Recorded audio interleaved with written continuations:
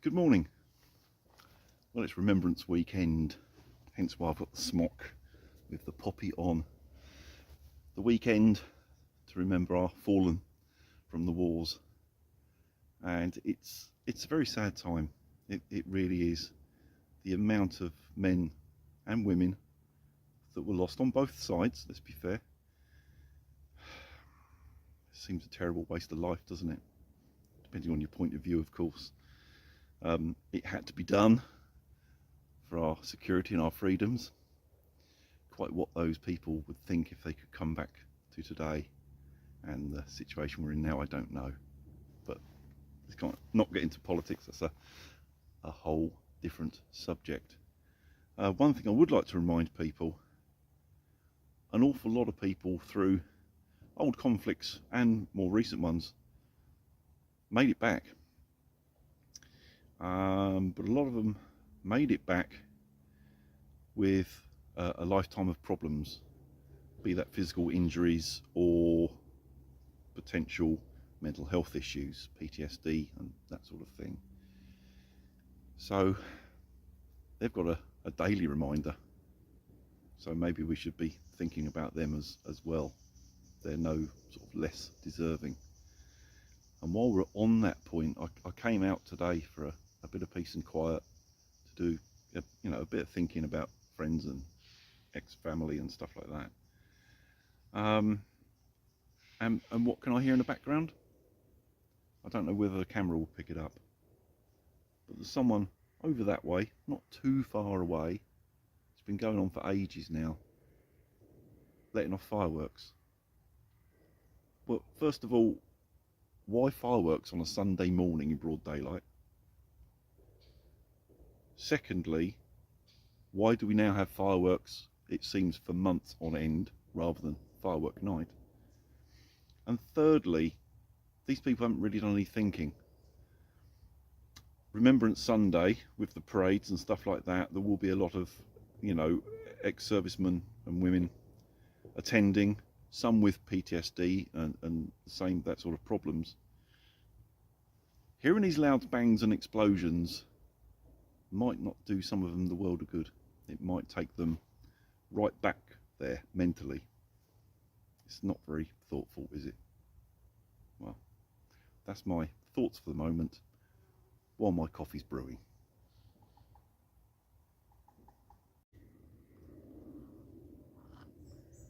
Oh, that's hot. Right, well, what are we up to today? I was meant to be camping this weekend, but I feel pretty rubbish, to be honest. I've got my Kate at home. She went down with a dreaded lurgy on Friday. Come home from work Friday night feeling pretty rubbish and got worse, Saturday morning and so on. She's in bed at the moment. I'm not feeling 100% either. I think she might have shared it. So I thought it was prudent not to camp this weekend. And also, I've had a couple of questions on my channel about, kit and stuff. And so I thought what I'll do is I'll come out with just a light pack, get some fresh air, hopefully feel a bit better, and try and answer you those questions. And the two questions were partly about the Hill Zero Scarecrow shelter, which I've put up. There was sort of multiple questions about that and its setup and one thing another, and also my smock, not this one, my other one. You'll see it in a minute. They're quite expensive. People were thinking about potentially buying one. What's my thoughts? Because I've had it years and know it pretty well. So that's what's going to happen in a minute. Oh Christ, I feel rough. After I've had my coffee, I'll get back to you in a bit.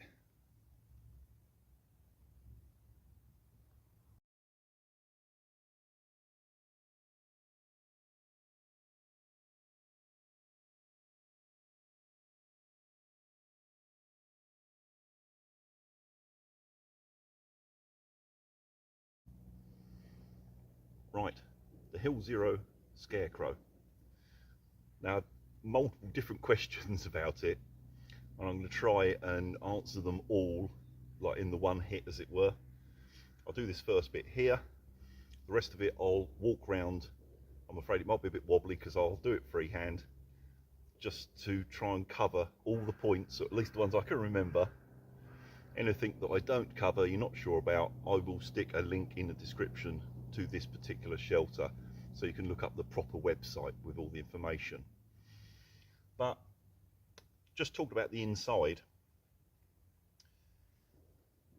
The square floor space, not counting the points that go out behind the holes. Poles? Either end, which I find great for storage. It's a good area to put your bag and things like that. But the actual normal floor space, shall we say, it's at least 8 foot long. Shall we say from zip to zip, because both sides open like this. You can have both open, rolled up, out like a tarp, whatever you like.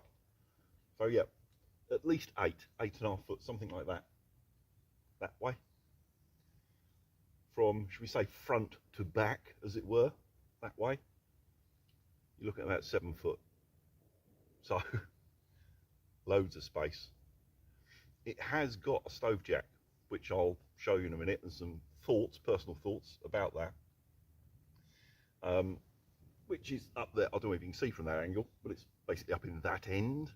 With it being such a big space, your stove, you haven't got to be right on top of it. Quite a few of the hot tent videos that I've seen, the tents aren't particularly big, and I don't want to be tripping over the stove, so to speak. And unless it's absolutely freezing, you're not going to want to be like right on top of it, are you? It's for heating the whole tent, basically. So you could sit the opposite end from the stove quite easily, have your bed the opposite end from the stove. You could have 2 beds in here and still not be on top of the stove. There is a lot of room, there really is. There's quite a bit of height in the apex there. I can't stand up in it, but I can be in it sort of hunched over in the centre. If I'm sitting in here in my chair, I've got sort of this much headspace above me. So interior space, brilliant, very, very good. Now, I'll bring you inside, let's say freehand from now on, and I'll just show you the poles and things like that. Right, there's the pole system. A simple upright, goes into this connector, and then the 3 poles go out like that, which gives it the Scarecrow name, I believe. Quite simple, elasticated poles, but they're individuals and slot into that little device in the middle there, which, if I've filmed it correctly, hopefully you will see, or at least see earlier on in this video when I'm setting it up. The ends of them, they've got little metal like pins, that's the best way I can sort of describe it, and they go into the metal grommets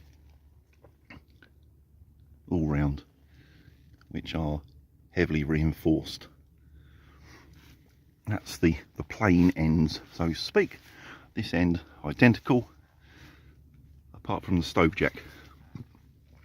Now this has got one of those circular holes. I know some people prefer where there's just like a cross cut in it, and I can understand how that would sort of hug the pole a bit better. I don't know, I can't give you an opinion on that. I haven't got a hot tent stove, so I can't tell you, but I can see what they're saying. Having the cross rather than a circle might be an advantage. Although once there's a pipe through that hole, there's not going to be much in the way of water come through anyway, is there? Right, let's have a look outside. Right, as you can see, I've got the door this side rolled up. There's 3 little fasteners, and where it's actually like a little stop lock which goes through the loop, so once you've hooked it together, stop it being baggy, you can adjust it up to tighten it on the spot. So 3 on there, 1 in the middle, 1 each end. when you're putting it up, it's fairly straightforward. It's straightforward, fiddly the first time until you sort of get a technique, and then it, you know, becomes simple, of course, like anything.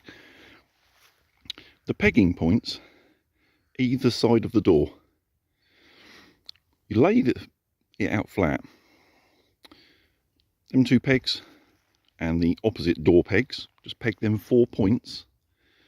Then you can unzip one door, go inside your poles, stand it up, and it will basically stand up. Not tight, but stand up, sort of freestanding once the poles are in there.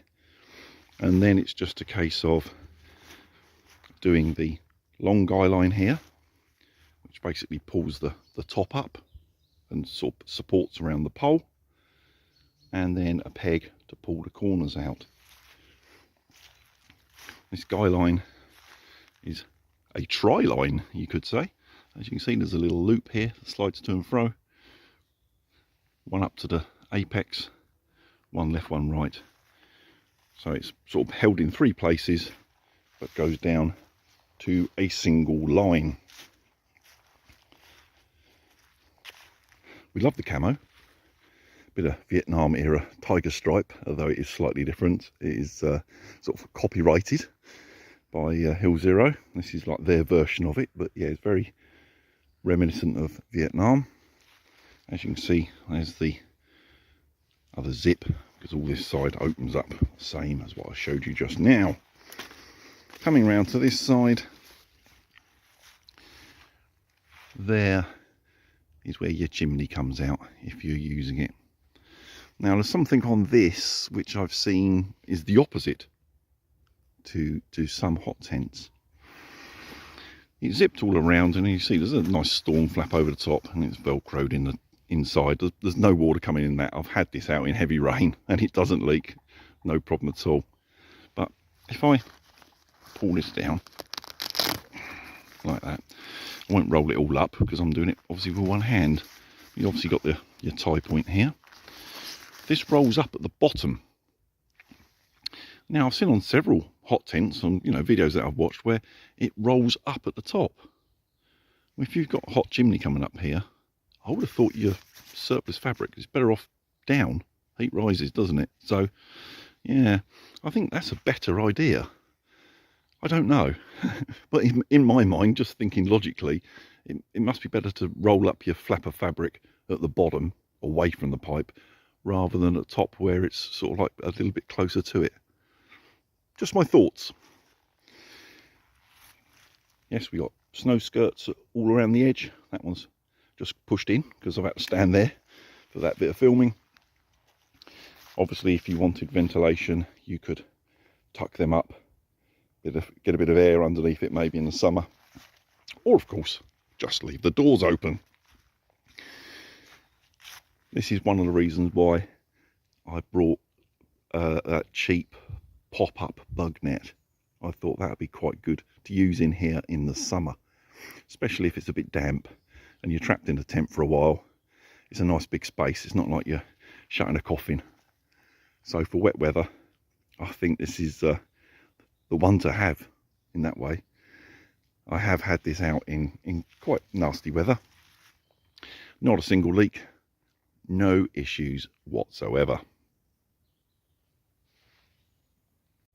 Now, the other thing that I've had questions about, my Ridgeline Smock. Now, I really like this. In fact, I'll stick it on in a minute.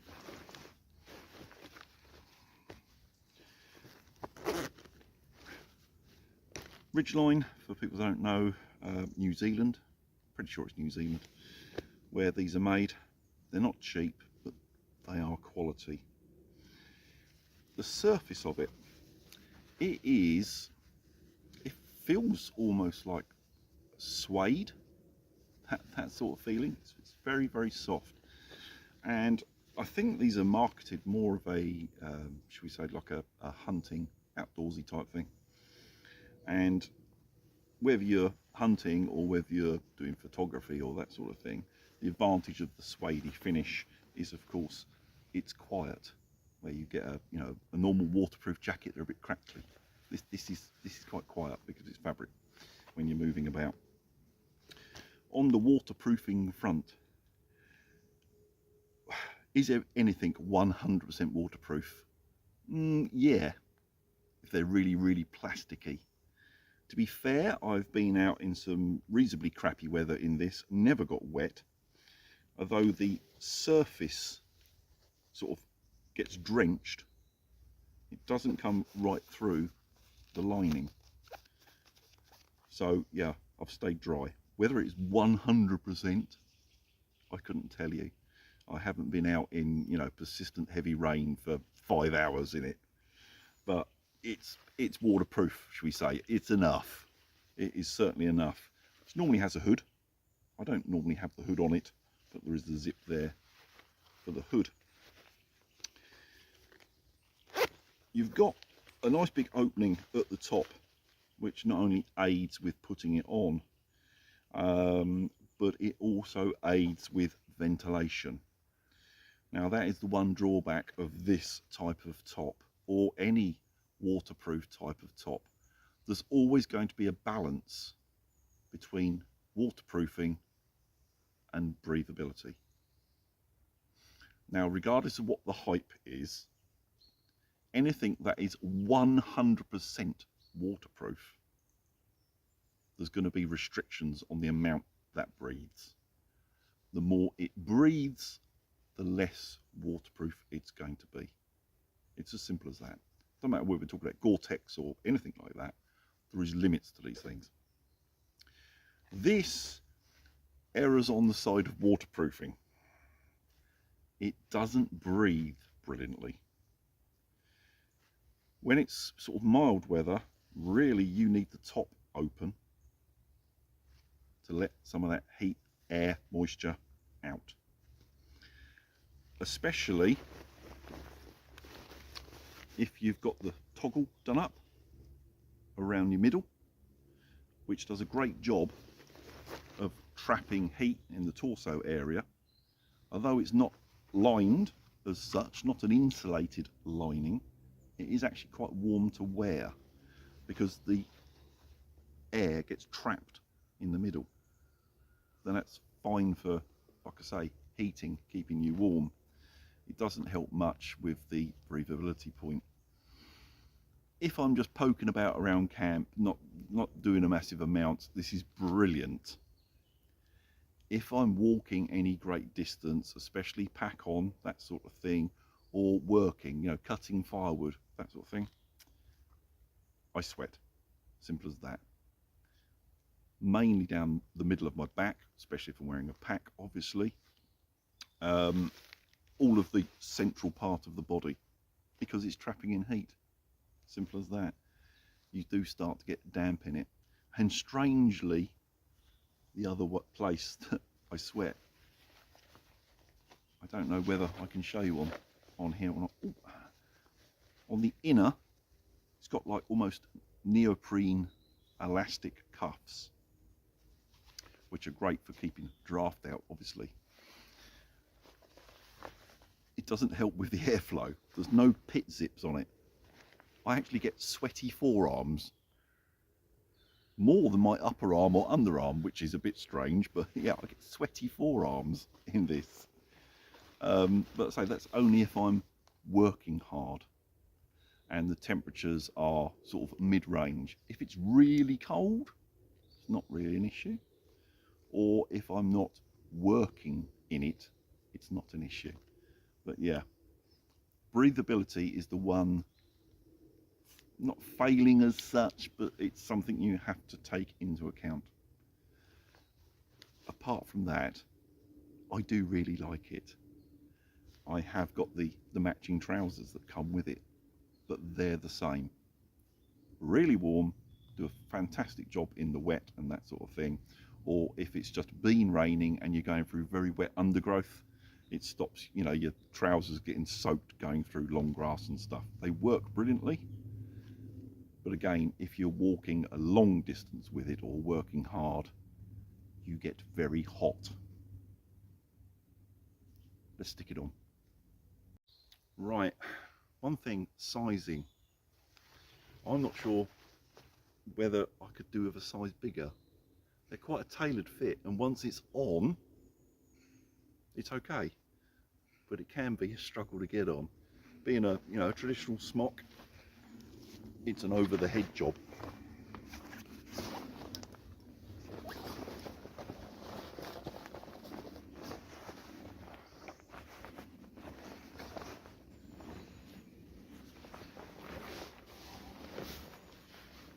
Ooh.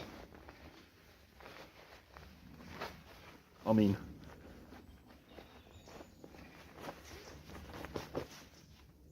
oh.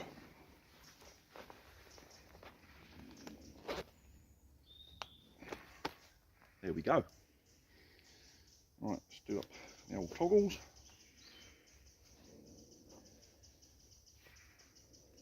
So it's not lined, not thermally lined as such for heat, but it is actually quite warm. You see what I mean? It's quite a tailored fit. Actually, as I'm putting it on, it's a job to get my shoulders on. Once it's on, it fits okay. It's not a problem. It's nice. It's comfortable. I can move about in it fine, but it's a bit of a struggle coming on sometimes. You've got your two main pockets. I hope the camera's low enough there. Normal pockets, which are zipped. One chest pocket, decent size. Zip there, and a big square one here, which I think they mark it as like a binoculars pocket or something like that. I tend to put like the phone and stuff like that in it, but it's whatever you want to use it for. The zip goes up a generous amount. You can do that, and then of course you've got the hood up, really button yourself in. Ooh. I tend to normally just have it like that, and when I've got my leather hat on, it takes enough water off the sides. I don't get wet, but it's a very nice, comfortable jacket. Adjustable cuffs, all that sort of thing. As I showed you earlier, sort of neoprene bit on the inner, so you don't get wind or rain or whatever go up here, which is quite good. It's a good length, and the camera's probably the wrong angle there to show you, but it's actually lower at the back than the front. It's sort of halfway down my thigh at the back. I like that, not only for keeping warm and keeping you dry, but if you sort of grab hold of it before sitting down when you're out in the open, you can sit on a tree stump, that sort of thing, and tuck that underneath your bum so you don't get wet, which is brilliant, of course. Also, let's talk about the colour. Sort of a greeny mustardy khaki. Well, it's a strange colour, really. It's not really tree colour. It's not really leaves colour. But it's a colour that would blend in quite well. So if you are doing the whole wildlife photography or hunting or whatever you want to use it for, you don't need to be camo in that respect. As long as you've got a decent muted colour which sort of blends in a little bit, and it's fairly quiet in operation, and you're not moving about much, you can stay hidden. So yeah, Ridgeline Smock. Would I say get one? Depending on your use. Like I've said, for a round camp and that sort of thing, they're great. They really are nice. To stick it on to go for a hike or something like that, no. It will not breathe enough. This is getting on now. There might be more modern versions of it out there. They might have improved that side of it. I don't know. I can only tell you about the one I've got. It's warm, not that breathable. That is the simple way to sum it up. Do I love it? Yes. Well, that's me just about packed now. Just a tripod, my jacket, get it back in the bag. Then I'm going to go home, and I think I might go to bed. Sorry about this, it's a bit of a crappy video, I know, but that's basically how I'm feeling. I'll see you all soon.